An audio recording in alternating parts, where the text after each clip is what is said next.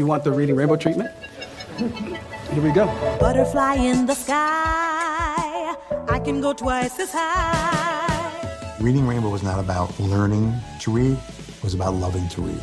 I said, we will get kids reading more because they will watch Reading Rainbow and they will go get those books. Nobody believed us. I thought, what a great idea. Reading is a very fresh way to learn. Reading Rainbow wanted children to know there's all kinds of stories out there, and while it may not be stories from your neighborhood, it's stories from a neighborhood you should know about. Roll tape. Ready? We would all throw ideas in without worrying about how dumb they were or how difficult to achieve they were. I did everything they asked.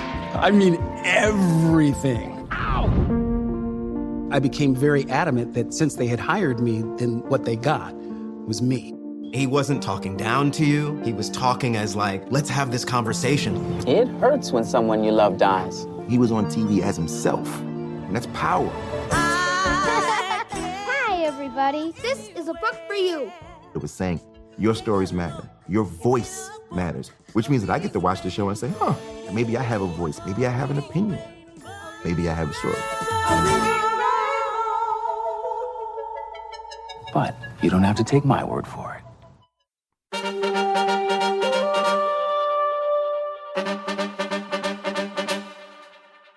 Yo, welcome to My Summer Lair. I'm your host, Sammy. It's been so long since I've seen a Reading Rainbow, but I still get excited every single time it rains. Younan.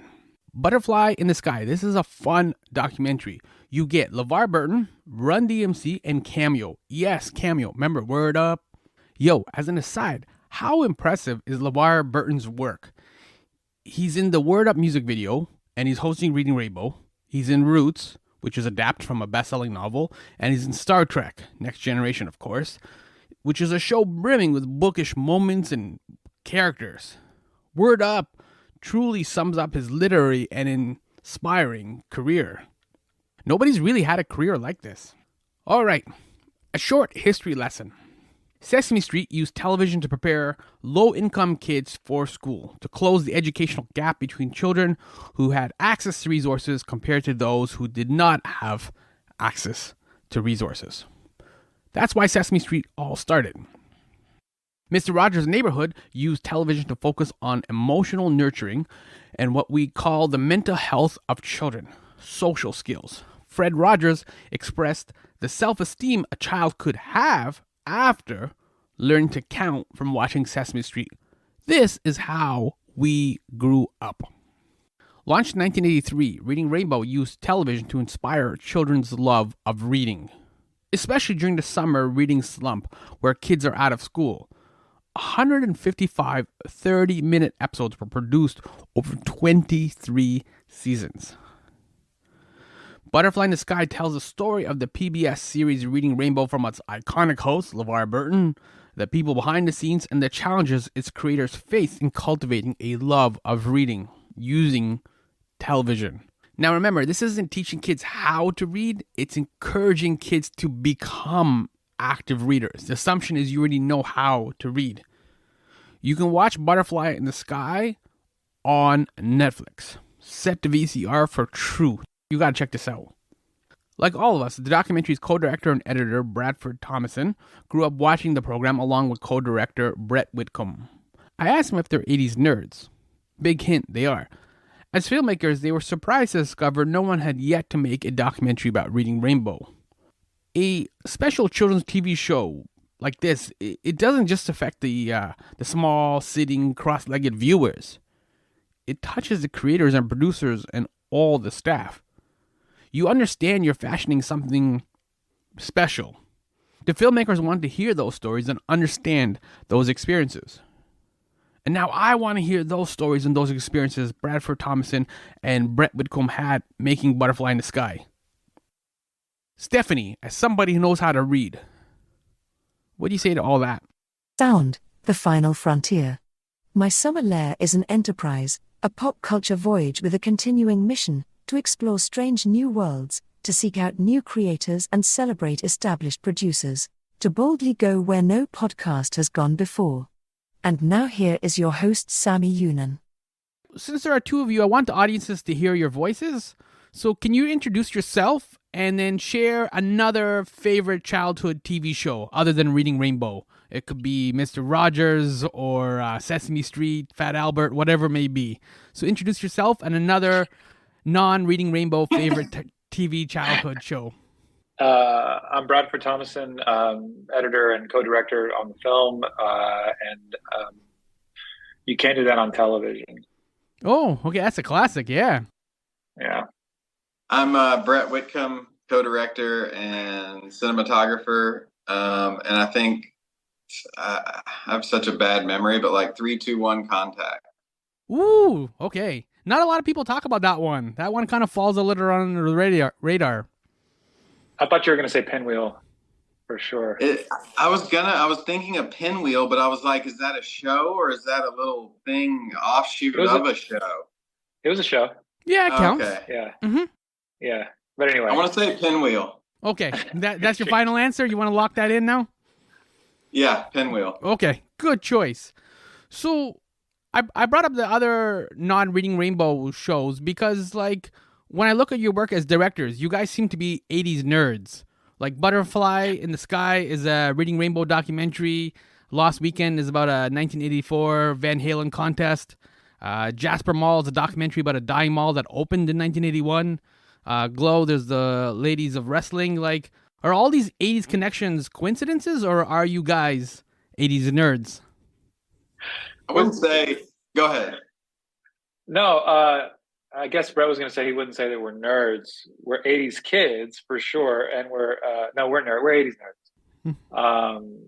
No, we just we tend to go after things that inspired us as young people. I think that with all of our films, it's like here's this thing that sort of it has always stuck in our memories, and then we're always interested in who made this thing that mattered so much to us, and what's the passion behind it. And so we've done that just kind of naturally. Like, we don't set out to say, okay, what's the new 80s thing we can do this time? It's more like, here's another idea, and it just happens to fall in line with the kind of things that we've done. What is it did you guys, other than the things that you like, what is it that stands out for you about the 80s that you keep returning to this decade? For me, it's like a time exploring like something that was so impactful, that we watched so much, that imprinted on us so much, that shaped us into like who we are. Like, that's interesting. And I also have kind of a longing for there's something kind of,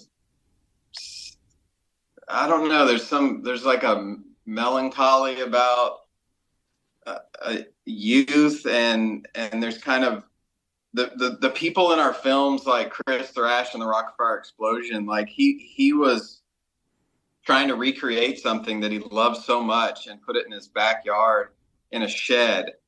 And honestly, that could be a metaphor for like what we do too. And so, like Brad said, we don't necessarily go, okay, what's the next 80s thing that we can do? Mm-hmm. Somehow we're just connected to it in a way that it just kind of, it'll show up on YouTube, and Brad will share it with me, and I'll be like, we'll be inspired by it. And then before you know it, we're emailing somebody. And I would say our work is more about, I think, the people and the passion that the people have for the thing than it is about the thing. So expand on that a little bit more, because like LeVar Burton is a perfect example of what you're talking about. Yeah. I mean, using Butterfly in the Sky as an example, I mean, of course, we talk about what Reading Rainbow is. Of course, we have to explain that. But, every step of the way, I feel like in the film, you're sort of getting sort of testimonials, if you will, or reflections from the people who made it. And like, you get a sense of the heart and the passion that went into it through these stories. And of course, it was also important for us to speak to how it was impactful for generations and so on and so forth. But I think we just try to kind of peel back the curtain a little bit. The same thing with Glow. There's this memory of this. It started with a YouTube video of the Glow Girls rapping from their series in the mid '80s, and then it's like, well, I'd love to talk to some of these women who were on this show and sort of see what their stories are, Mm-hmm. and what drove them to do this, and so it's kind of always that, I think. And it's also more about the people, almost to a fault. Like a lot of the negative reviews about Jasper Mall, which we actually love, are about people want to know more about the mall and why it closed and less about the people that are in the mall. They're like, why are we following this person around while he's mopping the floor? I don't care about that. But that's all we care about is the guy mopping the floor and like his story and why he's there as that relates to the mall, not directly like a news clip saying why they think the mall closed. So again, it's like about the human beings that are as passionate about this thing as we are about telling the story. Mm-hmm. Bradford, you mentioned like you had to explain what Reading Rainbow is. And if I asked you before you guys made the documentary what Reading Rainbow is, would your definition of what it is have changed after you made the documentary? Like, has your definition of what Reading Rainbow is, has it evolved? Sure, I think so. I mean, what it was a collection of memories with a little bit of specific detail and sort of a general feeling, connected to LeVar and books and the song. Really, the song is a huge part of it. And of course, now, we both have our sort of understanding of what the show is much more detailed and much more technical. Like we could tell you exactly how the shows came together, what their format was, all that stuff. But also, I think we have a greater understanding of what the show's mission was, which was to encourage kids to love reading. I think that's kind of obvious when you think about it, but we never really looked at it that way until we started kind of understanding that was the mission.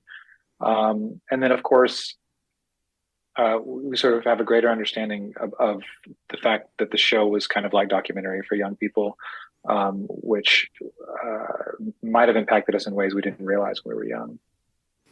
Yeah, you don't pay attention to that stuff when you're a kid, when you're watching it, right? This goes back to what we were talking about for the 80s. Like, you're like, oh, LeVar Burton's a cool dude. The book is cool. He's like in an aquarium or bat cave or whatever it may be. And so you're just hanging out and you're like, you don't really think about where all this kind of comes from or how it was made or who the people are who are making this, right? So it was interesting to watch Butterfly in the Sky, and then you pulled the curtain back and you're like, these are the people who made this stuff. This is where it comes from. Yeah. Absolutely. That was the fun of it, and to realize,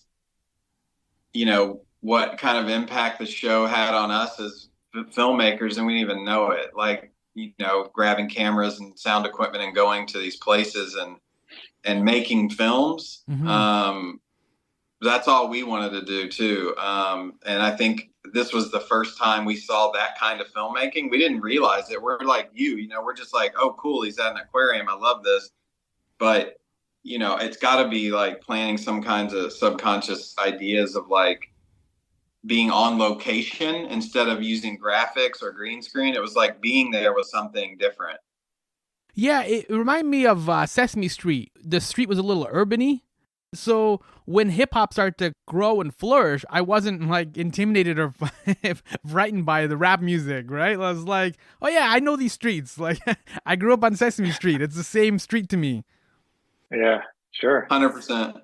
And as you guys were or are two DJs, I'm not surprised you included the Run DMC, the reading rap, which is a great moment in the documentary. Was Run DMC your favorite celebrities who were involved in Reading Rainbow? There was many, obviously. That's a good question. Well, we love definitely the coolest, Run DMC. Right? Yeah, probably so. I mean, that break that Peter Piper break they rap over in the show, that used to be a DJ. I mean, we used to use that to try to learn beat juggling because it was just such a common thing. We always loved that. Whoopi Goldberg, obviously being on the show, she's amazing. And there's so many people who read the books, like James Earl Jones, who we talk about. And I think Gilda Radner read a book, and there was a lot of really interesting people who read the books. And it would be interesting to kind of sit down and look at a list and sort of determine who we thought is the best. But Run DMC is probably one of the coolest features for sure. Were you guys also excited to put the cameo in the documentary as well? Oh yeah. Oh yeah. Cameo. Yeah. being able to include something like that, and LeVar loved that. Like, I think a screening we went to, he hadn't. Correct me if I'm wrong, Brad, but didn't he see the first time he saw it? Almost was that I was at the theater, like the final cut, of Butterfly in the Sky. Yeah.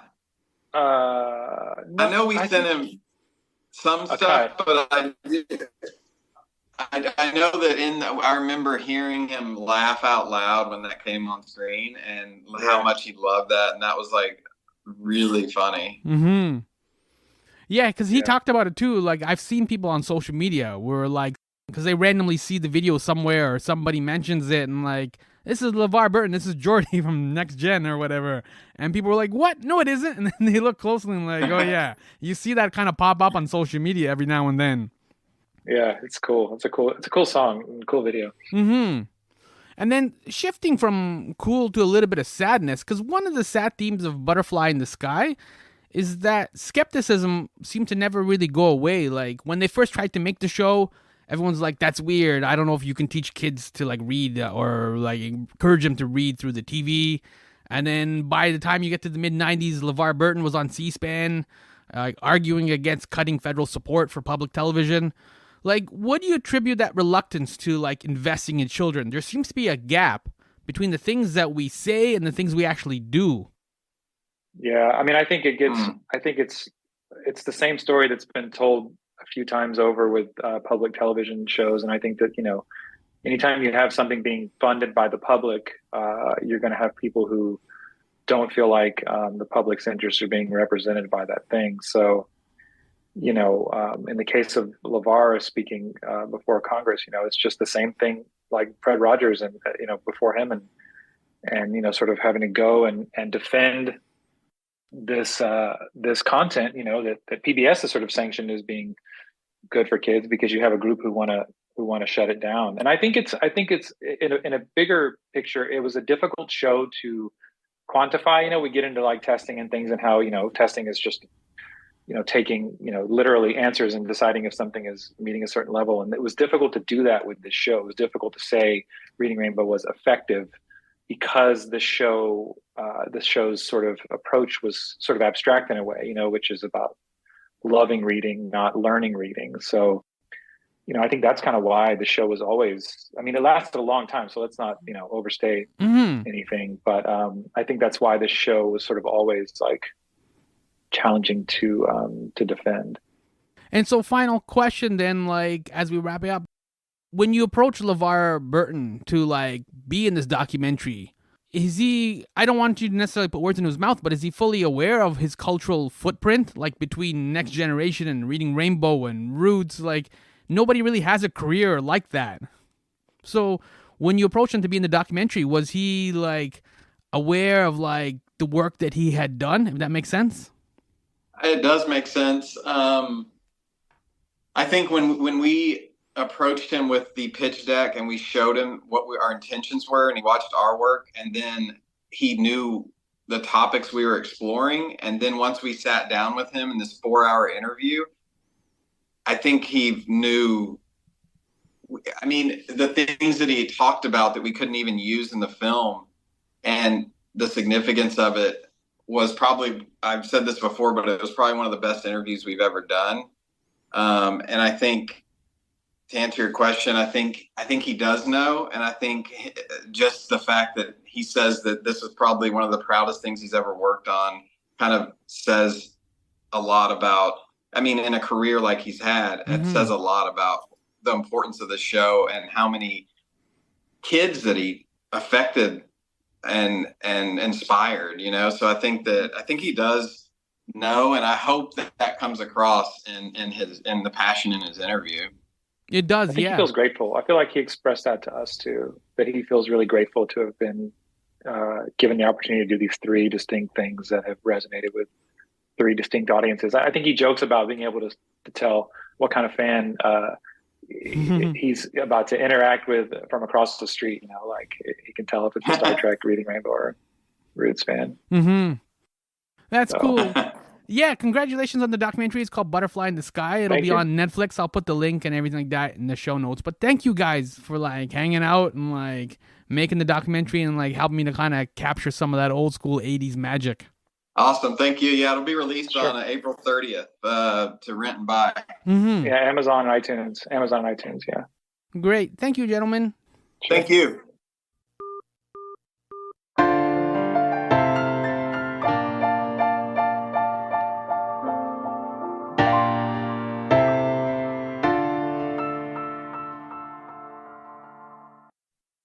Yo, that was Bradford and Brett, directors of Butterfly in the Sky, a Reading Rainbow documentary. You can enjoy it on Netflix. I am Sammy, host of My Summer Lair.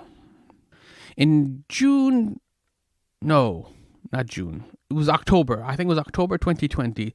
I talked to David Camp about his fantastic book, Sunny Days, the children's television revolution that changed America. Reading the book that was ultimately about my childhood, I guess your childhood too, it seemed there was an impressive and conscious effort to invest in the emotional and intellectual well-being of children. Like seriously, yo, check this out. Sesame Street, which premiered on November 10, 1969. Mr. Rogers' Neighborhood started right before that on February 19, 1968. For Canadians, Mr. Dress Up beat 'em both. It premiered on February 13, 1967. Fast forward a bit to Electric Company, powered up on October 25, 1971. Fat Albert and the Cosby Kids, hey, hey, hey, on September 9, 1972, while Schoolhouse Rock debuted on January 6, 1973. Shout out to 3 is the magic number. Yo, that's my jam. Yeah, and Reading Rainbow came along in 1983, 10 years after Schoolhouse Rock. That list is breathtaking. Sesame Street, Mr. Rogers' Neighborhood, Schoolhouse Rock, and Reading Rainbow. No wonder so many Gen X people like myself are dope and delicious. I don't have kids.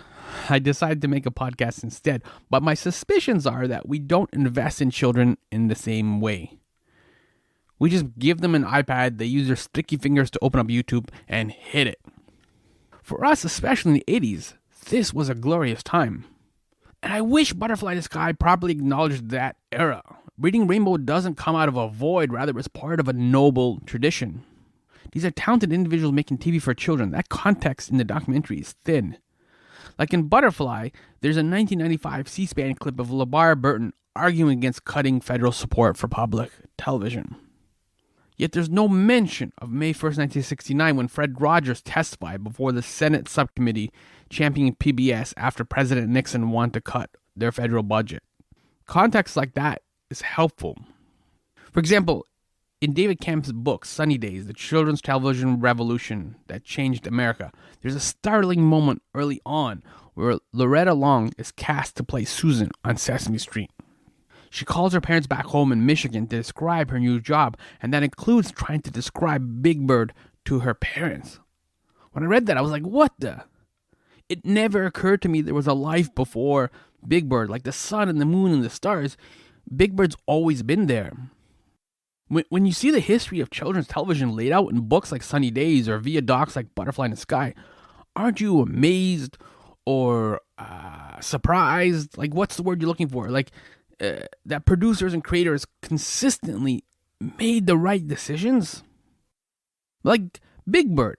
I don't know how you decide a TV show needs an 8-foot yellow bird that talks like a child and only uses one arm. That's truly weird. Are you high? Like, how do you arrive at an idea like that? How do you know an 8-foot yellow Big Bird would work? And yet here we are. Decades later, Big Bird is iconic and timeless. That is what stands out in Butterfly in the Sky. How did you know this would work? It's just so strange, the things we have seen and things we have enjoyed. How did you know this would work? You can see Butterfly in the Sky on Netflix. Set to VCR. I guess literally set to VCR for that. You better believe I'm expanding this conversation with my pal Sammy, a Substack newsletter. You can sign up for that at mysummerlair.com/subscribe. There's so much to talk about. This is our childhood. These are our experiences. You got to sign up and subscribe if you haven't. I mean, how could you not have any like 80s children's TV show feelings? There's got to be stuff you want to say and things about have stirred your heart. Maybe everybody thinks their childhood is special or precious. But I truly, truly believe we grew up in a unique era. Anyways, I'll cut this Wonder Years reflection off. The newsletter is at my pal Sammy Substack. You can Google that, or mysummerlair.com/subscribe. Thank you for listening to me in a Netflix world. Reading Rainbow, yo.